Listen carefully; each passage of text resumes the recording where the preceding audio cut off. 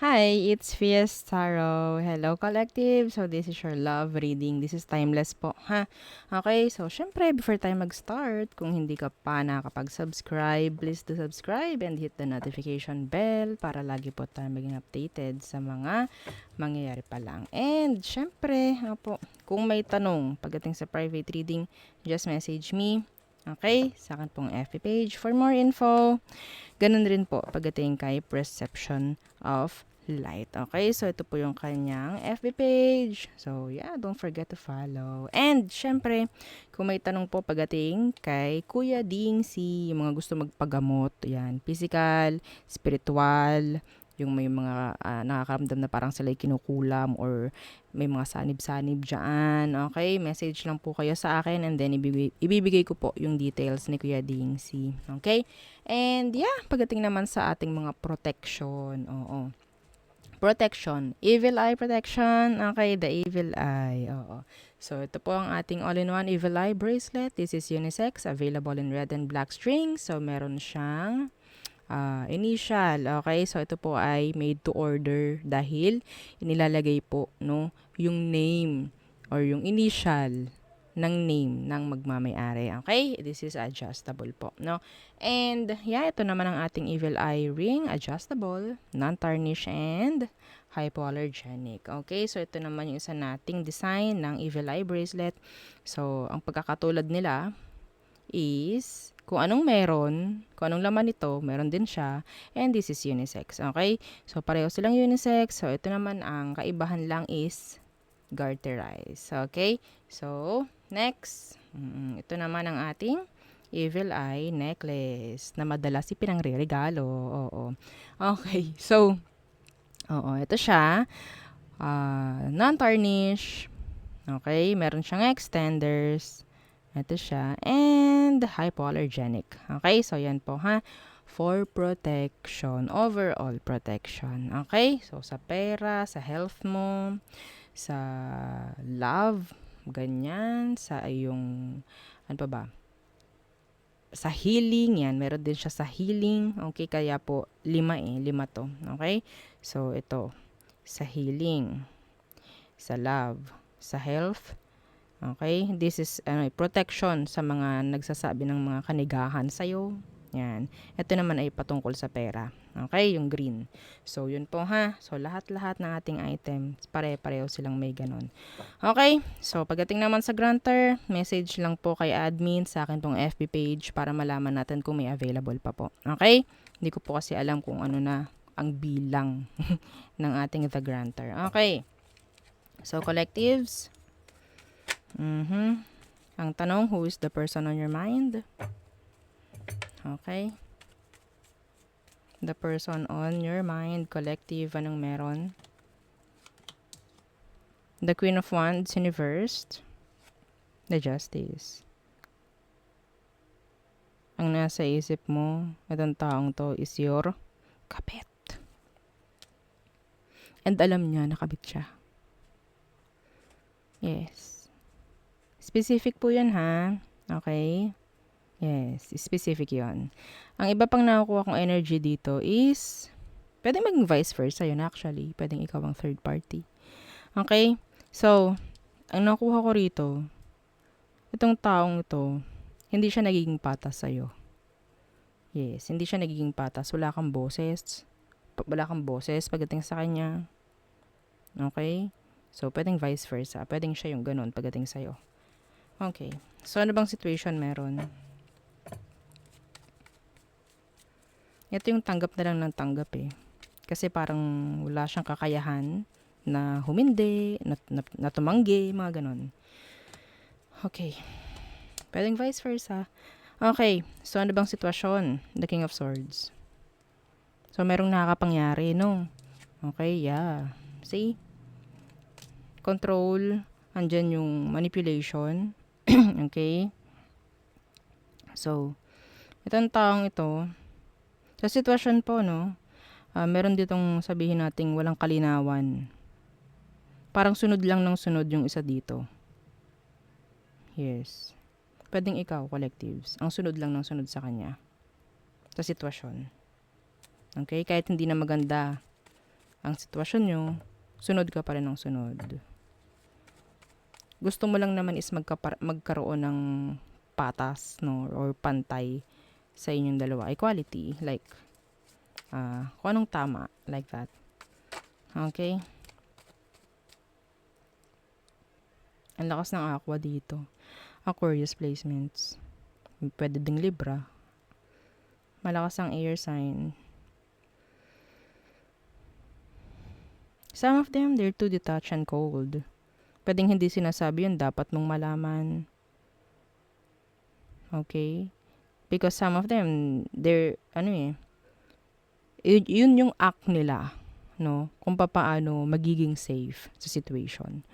Okay. So, ano bang emosyon niya pagdating sa'yo, collectives?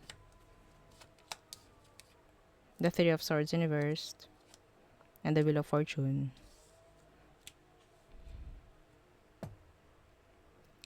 Third party. I think this person is, sabihin nating, takot. Okay, may takot ito na parang makuha niya yung mga ibinabato niyang hindi tama sa'yo. Dahil meron naman talaga. Okay? Gusto ng taong ito. They're breadcrumbing you. Okay? Gaslight. Ayun ang nakukuha ko sa taong to. Yeah.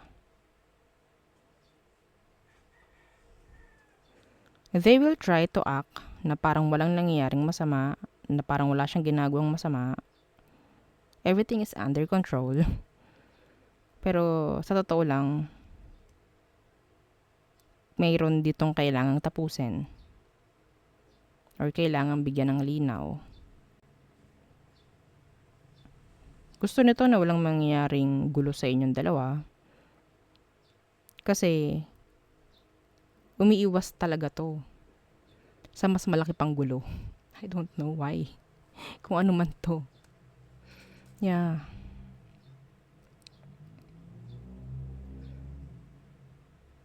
May takot siya na maging totoo. May takot siya na magbunyag ng totoo.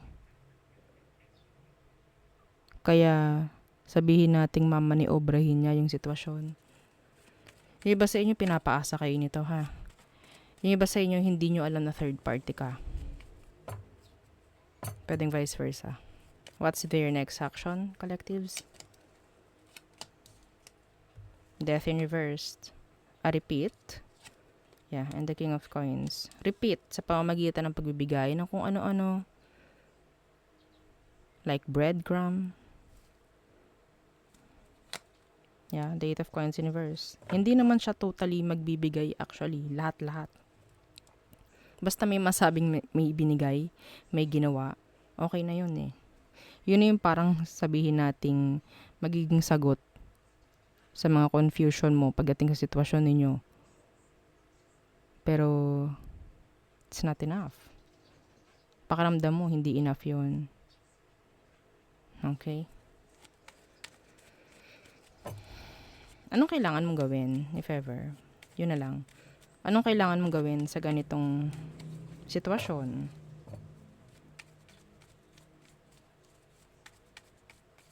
Para tong nagmamarunong-marunungan eh. Nagtatapang-tapangan, nagtatali-talinuhan, pero siya naman talaga yung may mali dito. Siya yung may mali. May tinatago. Maniwala ka sa akin, ganto ganyan. Anong kailangan mong gawin, collectives? The Eight of Coins in reversed. I-stop mo lahat ng ginagawa mo para sa taong to. I-stop mo lahat. Bakit? Yeah, the Six of Wands in reverse. Kasi, kapag nakikita niya na parang gumagawa ka pa rin at gumagawa para sa kanya, feeling niya, nakukuha mo, no? Yung control. Nakukuha niya yung control na gusto niya para sa'yo. Okay? Parang na-under ka eh. Parang ganyan. So, kung mayroon mang ditong hindi tama sa sitwasyon, lalabas at lalabas eventually. Okay? Kung nakakaramdam ka rin naman ng odd feeling dito sa situation na to, dahil meron naman talaga, lalabas yung katotohanan. Utakan lang eh. Utakan lang din, actually. See, the hangman in reversed. Hindi mo kailangan magpa-control dito kung may nararamdaman kang mali. Dama mo naman yun kung may mali. Yun nga lang, kung bulag ka or kung nagbubulag-bulagan ka or dinededma mo lang talaga, walang mangyari. Okay? Walang mangyari dito. The third party. Pinapaasa ka niya sa mga salita, sa mga mabubulaklak na salita na hindi naman totoo. Okay? Sa pamamagitan ng pagsasabi niya nun, may chance na ang tinitingnan sa'yo nito is yung kooperasyon na kailangan niyang makuha sa'yo. Okay? Kung ikaw nakakaramdam ka nga ng sabihin nating hindi maganda sa sitwasyon niyo, kasi pwedeng hindi mo alam na third party ka. Okay? So, kapag ganyan, may nararamdaman ka, so, it's time, no, na hindi ka na sumunod or hindi ka na umeffort sa sitwasyon nyo. Yes. Kasi, yun nga, sabi ko, sa pamamagitan ng pagsunod mo sa kanya, doon niya makikita kung control ka pa niya. Okay? Dapat magkaroon ka ng, teka muna. Dapat magkaroon ka ng ganun pagdating dito sa sitwasyon na to. Okay? Wala akong maramdaman ditong love. Wala. Hindi ko alam kung anong intensyon ng taong to. Okay? Hindi ko alam. Kanya-kanya. Lalabas at lalabas. Yung totoo. Kung hindi man yan sabihin, lalabas at lalabas.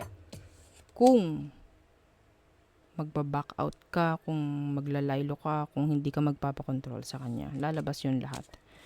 Okay? So there, yun ang ating reading for the collectives. Again, don't forget to like, share, and subscribe, and follow our FB page. Thank you. Bye!